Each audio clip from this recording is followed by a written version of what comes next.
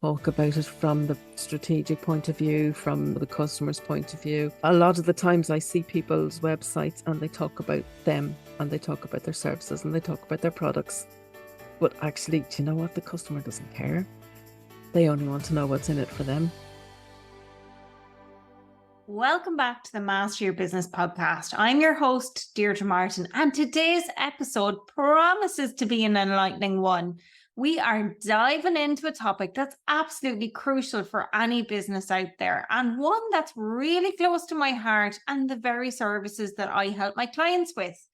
Here it is. Does your brand strategy reflect and support your business strategy?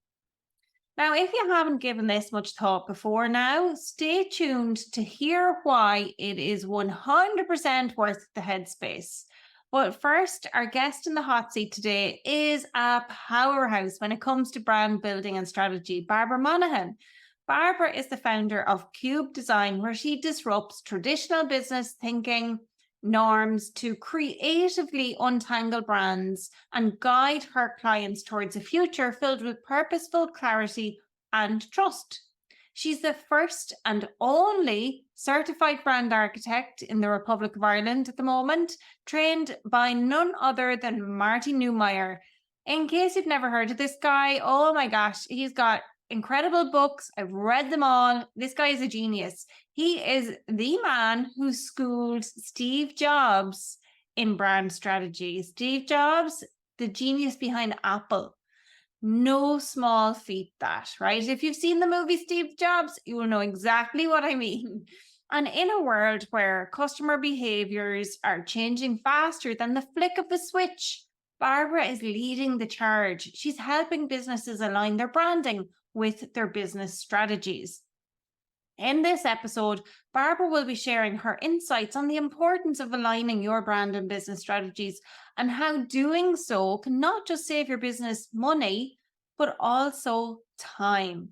So grab your notebook, find a comfortable spot, or pop in your headphones if you're listening on speaker. Get ready for a truly informative session.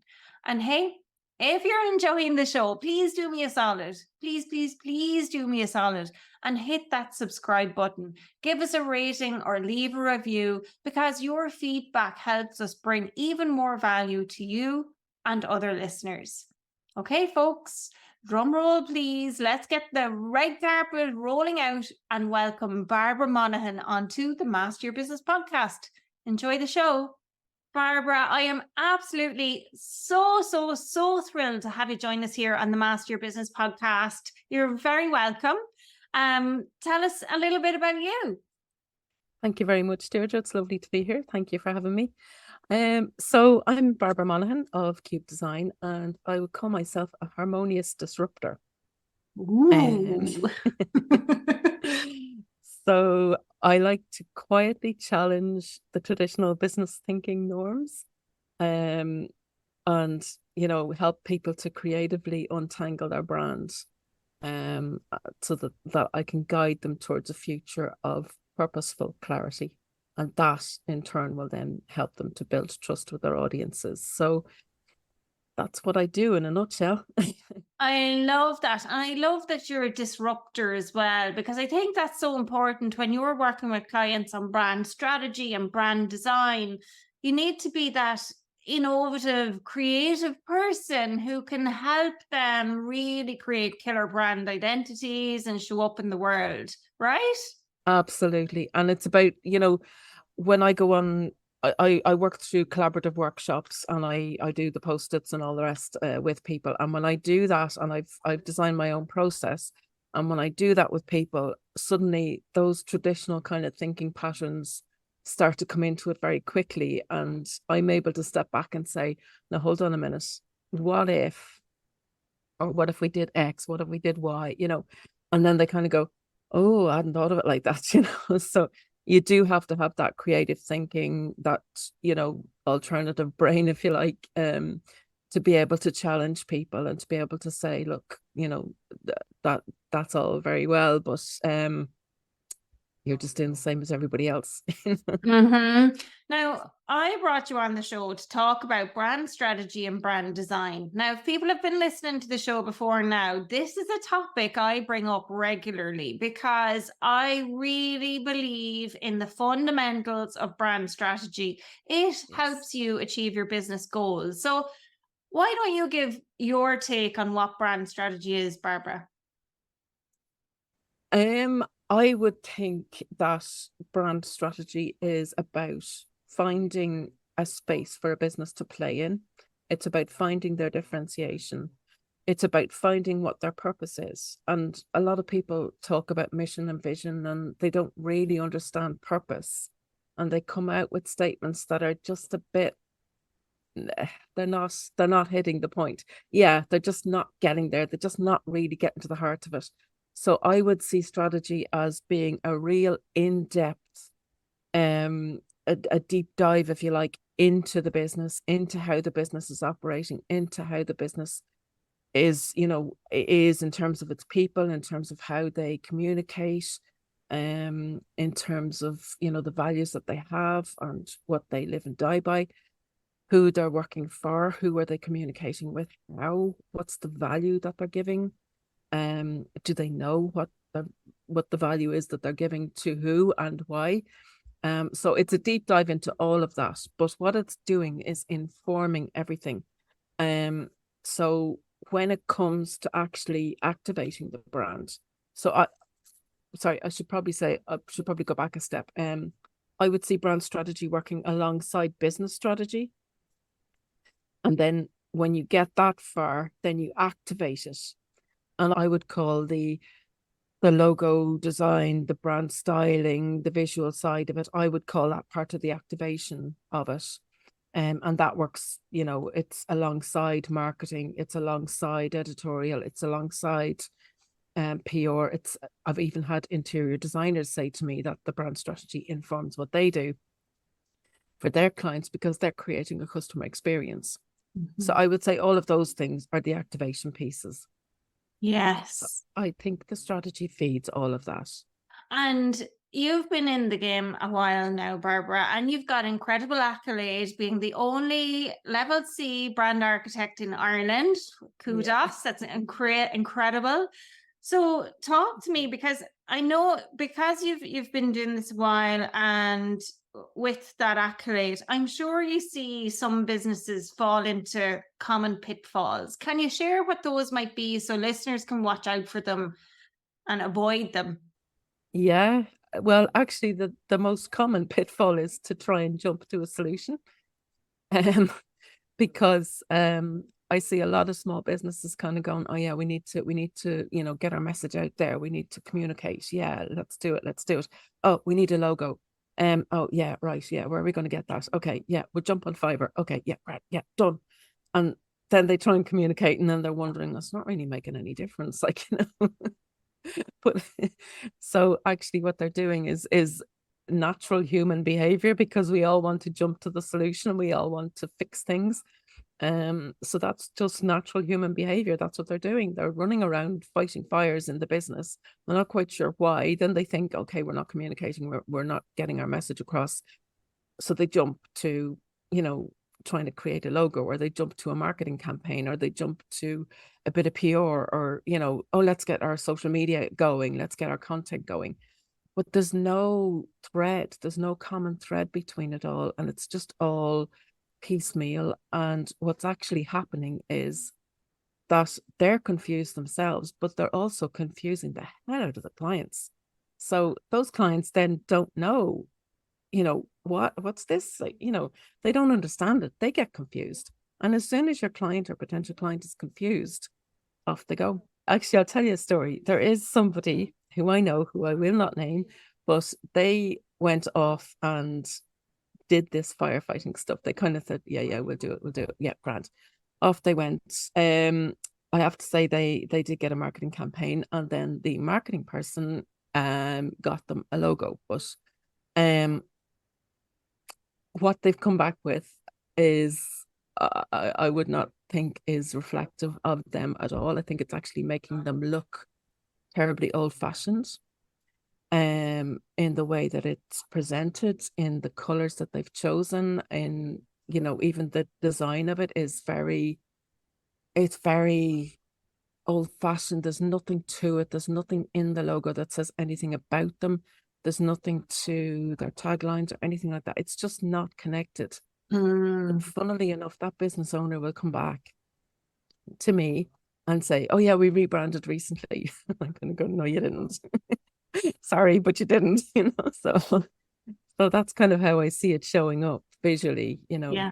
And it keeps going back to that jumping to short-term solutions, trying to jump to the problem to solve it.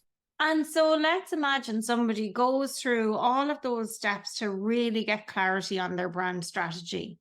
Mm. And then they're at the stage where they're ready, as you say, to activate that strategy and to create a logo around it. Like, what's trending right now for logos, and how can you create a logo that is going to be like one of the classics? Like the Chanel logo hasn't changed in how many years? And I mean, that's kind of what some brands want, right? So, what's the secret to doing that and getting it right? Experience. I would always say that your logo should last the test of time. Okay, yes, logos do get tweaked slightly, or they might, but the reason they get tweaked is because the market changes, or because they've changed focus in some way, or because something isn't quite connecting and maybe the business model has changed or something like that. Then yes, of course, you know, you tweak it, you change it, whatever, but or you rebrand and reposition, and you redo all of those assets. But so to design a really strong logo in the first place, it again, it still comes back to brand strategy, because I'll give you an example. Sorry, I will give you another example if you don't mind. Examples are great. We love examples. I think it's sometimes easier to explain to people if they can find an example and go, "Oh yeah, now I get it." But okay, so I recently worked with a guy who is in the crypto space, crypto and blockchain. So when he came to me, he was using a third-party platform to deliver workshops and training and educational pieces around crypto. So when he came to me, he was a bit all over the place. He was also calling his business with an Irish name, but he was going global, Okay. and Irish names don't translate globally. So I took him through a whole brand strategy process. I renamed him. We did a renaming workshop. I worked with him on his website. I worked with him and a developer, a website developer, to get the website saying the right, you know, saying the right thing. We were incredibly lucky because we actually came up with a name that was one word and 6 letters, and we got the domain for it. Oh, fabulous. That's so exciting. I love the thoughts of renaming stuff. And yeah, and I'm just picturing like Neve. I know, Neve spelled in Irish is Niamh, but if you were in the States, and I do have a good listenership in the States, Barbara, right? So some people will spell it in the States like Neeve, or Aveen is another one, which is in Ireland, we Yeah. spell that Aoibhi, Fada N, whereas others might spell it Aiveen or something like that. So I can Yeah. just picture what that Irish name was and how Yeah. it's not going Yeah. to translate. Okay, that makes total sense. Yeah. So tell us more. Like, tell us more what happened there with that rebrand and logo. So the original name had Saoirse in it. So I Okay, mean, whatever about Neve or Aveen, you know, yeah. Saoirse, you haven't So to hold. that's George. That's George in Georgia, actually in English. Yeah. Well, it was as in freedom. Ah, oh, As in sorry. freedom. Yeah. That So one. I get you. yeah, Yeah. yeah. So there was no way that that was going to translate. I mean, some Irish people couldn't even pronounce that, so you know, it just wasn't going to work. Yeah. So anyway, we did come up with a new name. After having done the strategy work, we came up with a new name, and then we went to the stylization on the logo. So part of the strategy was, because this guy is educating people around cryptocurrency. There's not that many people who do the education piece. Mm. And he was doing it for business owners. He still is doing it for business owners. So he you know, we wanted to find something that was going to be a carrier for his message or something. So of course my design brain went to, what does this represent? It represents knowledge. It represents taking a leap of faith, because the crypto market isn't something that people would necessarily know very much about. They know, oh God, you could make money here, but they don't know how, or they don't know why. They kind of invest and then they learn as they go, kind of thing, and they're not really too sure. So it is about taking a leap of faith. But it was also about taking a leap of faith with the knowledge behind you if you worked with this guy, with my client. So in looking at symbolism, the grasshopper is representative of exactly that, taking a leap of faith with wisdom behind you.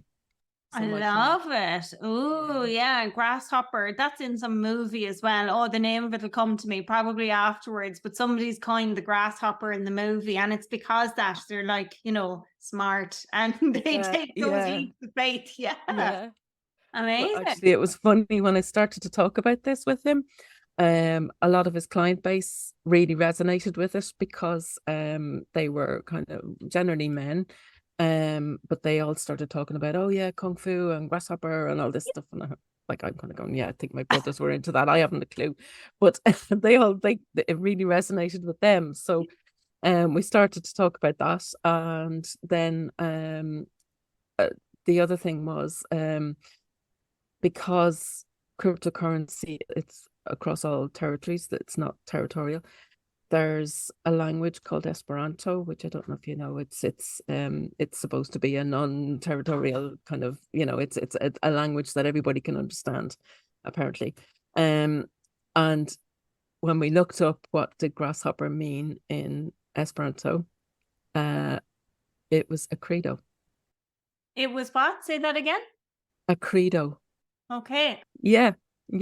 Ooh. So it sounded like crypto, like, because it had the it sounded like a crypto, so a credo, crypto. It sounded really like it fitted. So we have all of that, and then the logo was actually, I designed the logo because I didn't want it to be, cheesy or tacky like a lot of the crypto stuff that's out there is that kind of DIY, cheesy, tacky, awful stuff.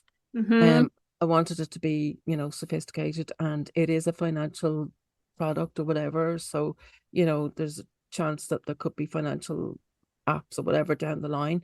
This had to be serious. It had to look the part.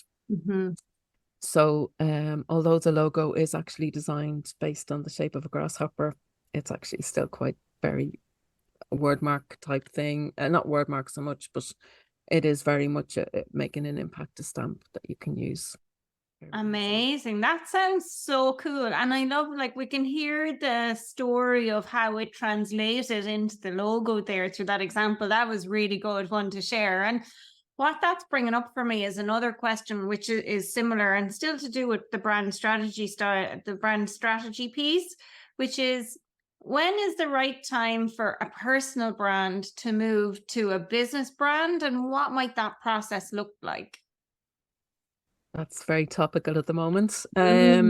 Yeah, so I actually have a client who is looking to do a personal brand. It depends on what the business is. It depends on what the person is looking for. It depends on their goals. But I actually have a process where I can take them through to develop their personal brand, and figure out what it is that they have, what they're bringing to the table, and why they want this personal brand. What does it mean? Why does it matter? And then it's a case of, where do they want to go with this? How is it going to go forward? Do we stick with trying to communicate with the personal brand, or do we try and bring the personal brand into a business? It depends on the size of the business. It depends on, there's a lot of parameters that would make the decisions for you. And let's say, if going through that transition from personal brand to business brand, does that mean a full rebrand in terms of style and activating that new business brand, or should it carry through? What's your thoughts on that? Well, I think you've built something up. You've built up a lot of credibility. You've built up thought leadership and all of those things. So, you've got to carry some of that through.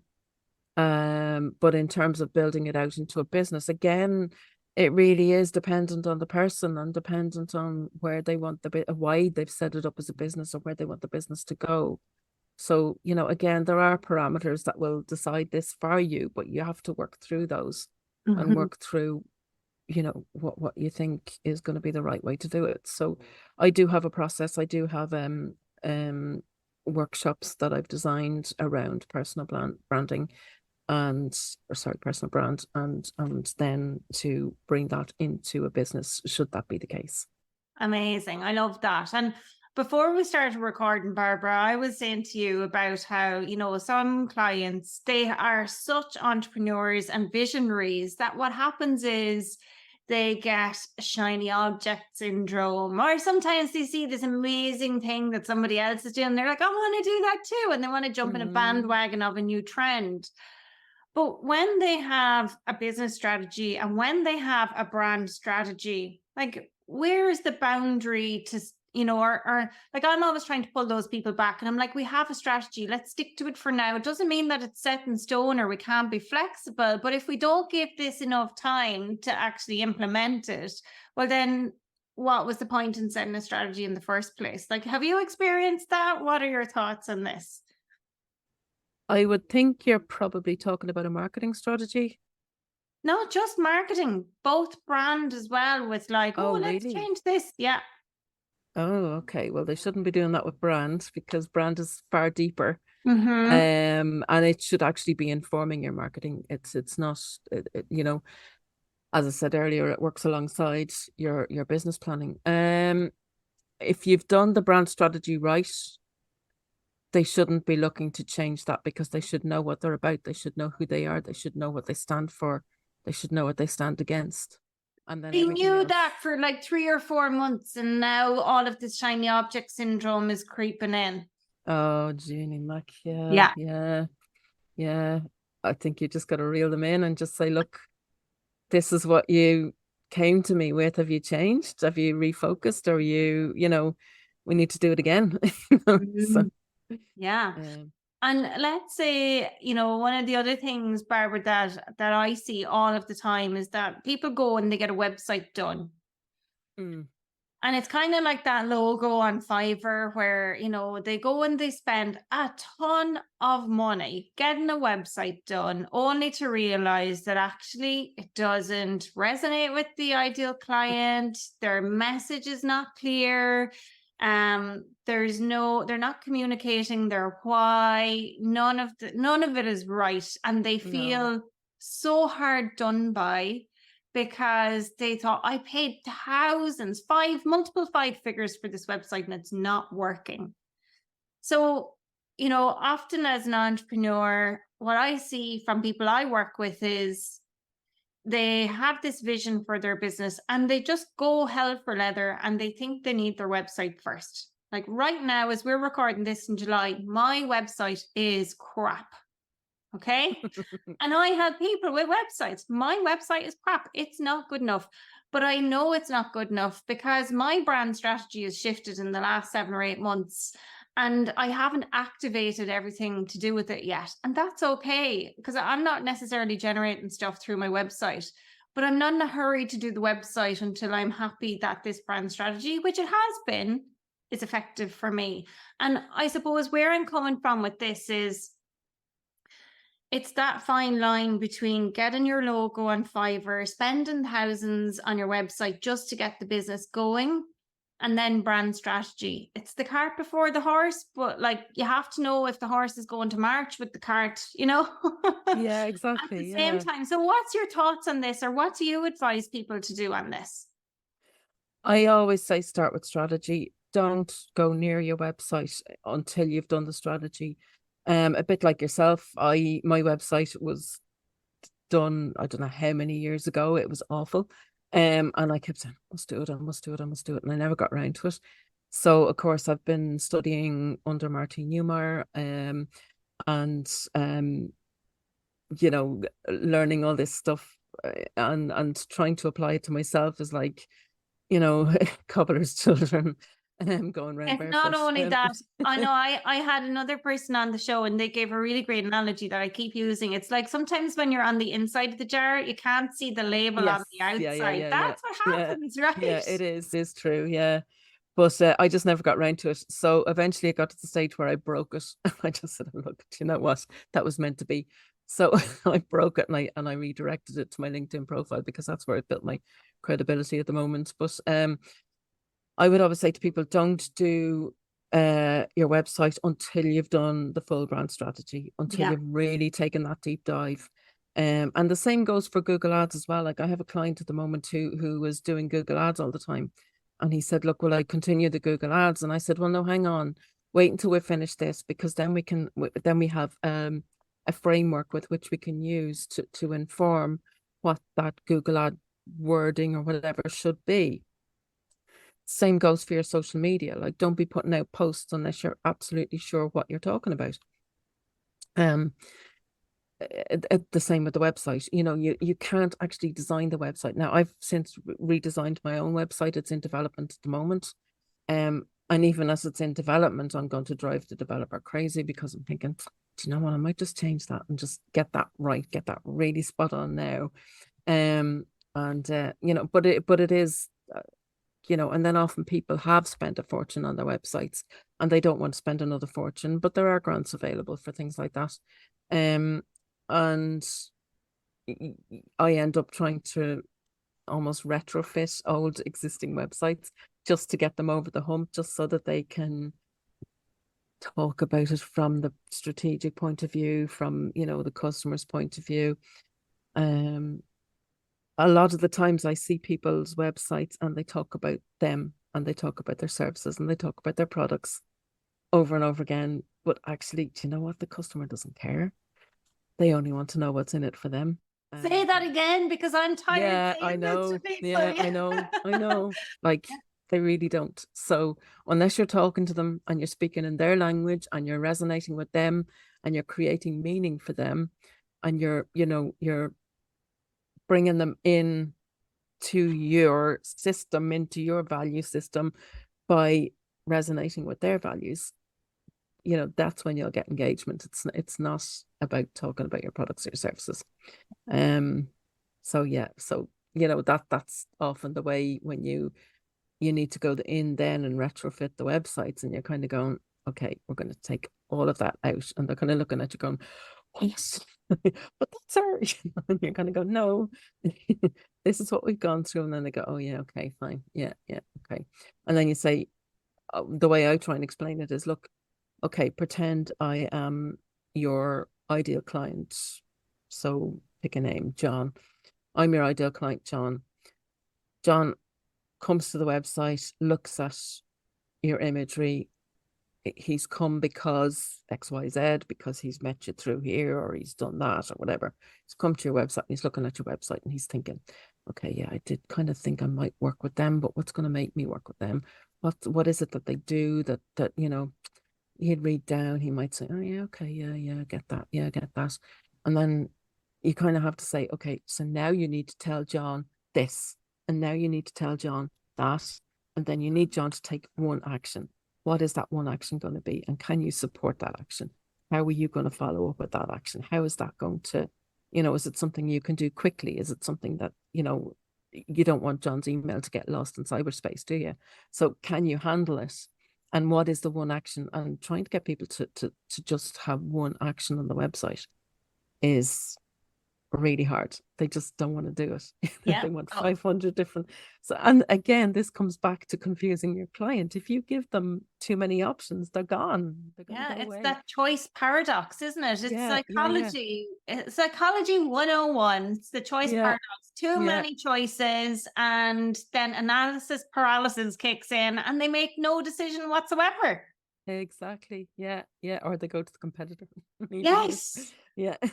Yeah. Oh my gosh. I totally agree with you.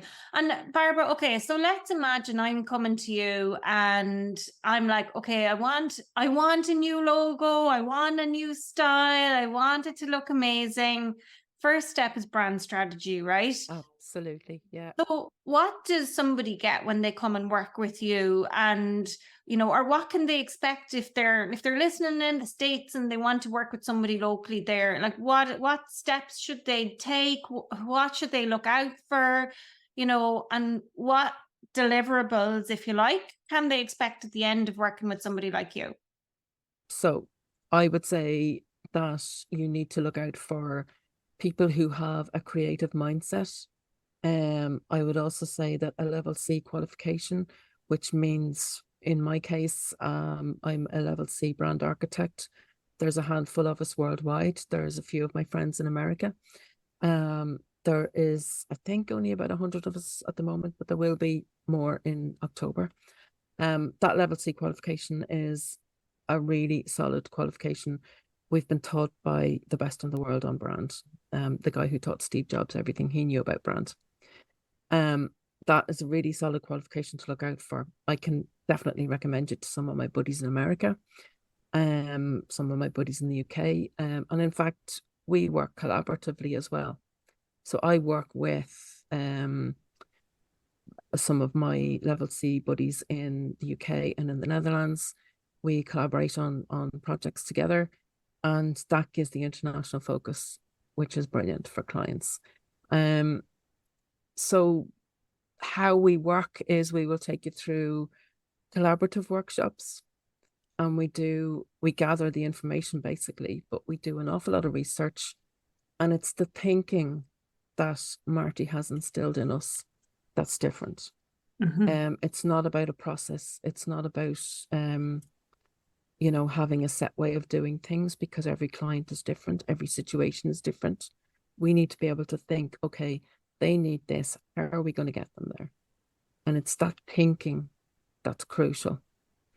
So you need somebody like level C, and somebody with creative design thinking, somebody that knows what they're talking about, somebody who's in the design industry, preferably, because we do have that kind of brain. That's how we work. Yeah, so that's. And what did they come away with after working with you? Most of us, well, I in my case, I give them a brand manifesto, and that manifesto has everything in it. It has the brand story, the character, the whole look, and not the look at that point, but they have the the feel of the brand. They have the words, they have the positioning, they have their purpose, they have all of those things, all of that good stuff. Then they often find it difficult to activate. So I will help them. I have a brand coach package where I help them in making those decisions and making sure that it's on brand. I will help them to activate. So I will bring in marketeers, I'll bring in PR people, whoever they need, content creators. I will bring those people in. I will brief them. I will manage them. I'm working with the guy at the moment to create a video for a client. So I gave the videographer a whole brief on, this client's brand, and he was blown away. He said, "God, I've never had that much detail before." So, but he's able to get into the head of the entrepreneur then, and he knows exactly how to shoot it and what to do with it. So, and it feeds the script then for the video, etc. So, yes, I would give them that brand manifesto. I would take them through the coaching, help them to make those decisions. I would help them to activate the brand by managing people in different professions. So, the marketing, the PR, the content creators, the social media creators. I would manage those people for them, and I would make sure that those people are briefed and that everything they produce is on brand. So if stuff does come through, I would ask that they run it past me before they do anything, because I have the whole overview of everything. And then we'll go through the activation process. So when they get the brand manifesto, sometimes they have a logo, sometimes they have visualization, sometimes they don't. And then sometimes they have the visualization, but some little things need to be tweaked or changed. So it might be a color isn't quite right, and we might change that color slightly, or we go all out for a whole new brand. So either way, I can work with them there. Excellent. Okay. And let's say, before we wrap up, for small business owners who are 6 or 7 figures, that's where they're at, or they're aspiring to become a 6 or 7 figure service provider, what are your top 5 tips even around brand strategy and design? Oh, do it. Just one tip, just do it. You kind of have to do it, and people try and do some of this stuff themselves, but they make a mess of it, and they're not getting it. It's not what they're good at. They're good at something else. They're good at, I don't know, accountancy or whatever, but like I'm rubbish at accountancy, so go to the professionals, go, use us. That's what we're there for. It's not something that's easy to do yourself. And like you said earlier, like, you're inside the jar, so get out of the, that outsider's view is often very, very useful. And that perspective is really good. So yeah, just do it. Amazing. Barbara, is there anything you'd like to share before we finish up, or any thoughts or anything you'd like to add on? No, I've enjoyed this, and thank you very much for giving me the opportunity. Of course, I love talking about brands. It's my favorite subject. I said to somebody recently, I said, I think she was asking me, do you read on holidays? And I said, yeah, brand books. But I love it. No, I love it. I love doing it. I love working with business entrepreneurs, owners. It's always so different with everybody. It's so different. No two businesses are the same, even in the same space. It's really they often don't realize that though. No, they don't. No, they don't. Yeah, but that's what you get into. Yeah. Love it. Barbara, it's been an absolute pleasure. Thank you so much for joining us on the show. And folks, all of Barbara's links, you'll find them in the show notes. Head over there and you can check her out, follow her on LinkedIn, check out her website, and be sure to reach out to Barbara or her buddies in the US or throughout the world in relation to Level C. Thank you again, Barbara. Thanks a million, Deirdre. Thank you. Well, that brings us to the end of another insightful episode of the Master Your Business podcast. I hope you have taken some valuable insights from today's discussion with Barbara on the importance of aligning your brand strategy with your business strategy. Our guest, Barbara Monahan, has eloquently and in detail conveyed the importance of not only having a well-defined brand, but also ensuring that it's in sync with your business strategy. It's not just about having, a gorgeous logo in your favorite colors or a catchy tagline or a snazzy website. Your brand should be a true reflection of your business's values, why you exist, who is it for, all of those things. We explored the critical elements of brand building today, and with these learnings and the expert guidance from Barbara, you should be better equipped to create a brand strategy that enhances and supports your business strategy. And to quote Barbara, if you haven't yet fulfilled or built a brand strategy, just do it. I would like to extend my sincere thanks to Barbara for sharing her expertise and insights with us. She is a true leader in the field of brand strategy, and her work is making a significant impact on businesses in the Republic of Ireland and beyond. As always, thank you to you, our listeners, for joining us today. Your support really is, it's so invaluable. If you found this conversation with Barbara to be insightful, please subscribe. Subscribe to the podcast, rate the podcast, leave us a review. Your support is what keeps this show going and growing. I'm Deirdre Martin, your host, signing off till next week's episode of the Master Your Business podcast. Until then, keep strategizing, keep innovating, and most of all, keep mastering your business. Thank you and take care.